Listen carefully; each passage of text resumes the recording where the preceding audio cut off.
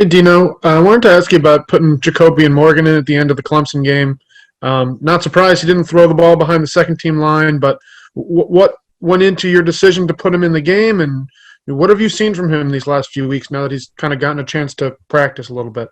When he started, he had the first team line in front of him. When he started, the first team line was out there.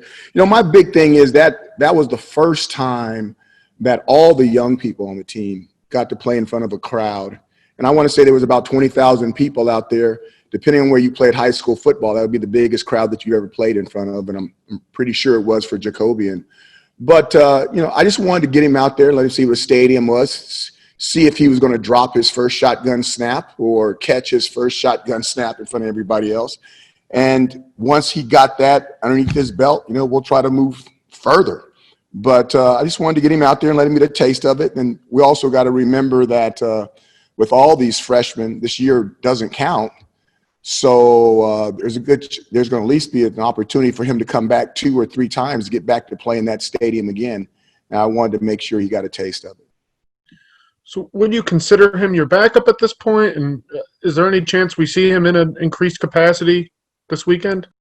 We're still trying to, put our best guys out there, and we're going to play whoever we think those people are. And then there'll come a time, hopefully in games, where maybe we can play some of the backups, and we'll try to get them in there. But we just got to see how it goes. Every game is different. Thanks, Dino. Mm-hmm.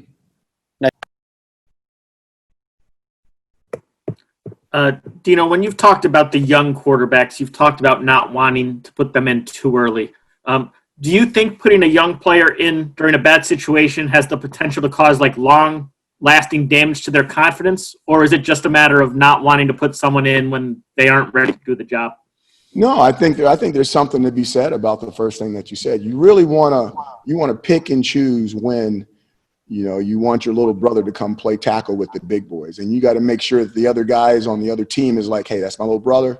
He's playing with us. We know he's little, but you don't need to be making him grow up in one football game. He's playing and we understand, but treat him nicely.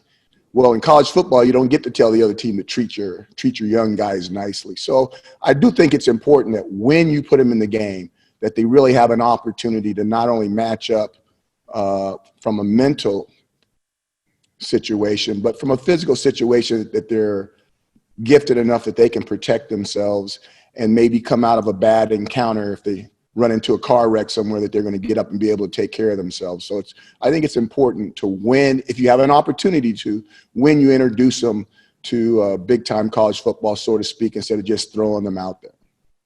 Does getting through Clemson change the calculus at all for you moving forward? You guys haven't talked about Wake Forest has got a defensive end that's probably better than anybody that Clemson has. Carlos Basham, I say his name, number 9, is amazing. I'm watching him. I keep going, how much does he weigh? How much does he weigh? Because he is so fast. He had to turn down money last year to come back. I mean, he's so good. So, yeah, Clemson had a lot of big guys out there, but Wake Forest has got some bad guys out there too. So, hopefully, if we get an opportunity to put them in the game, they'll be able to navigate the alligator, so to speak, and they won't get bit. But there's good football players on all types of teams, especially when you're playing in the ACC Atlantic.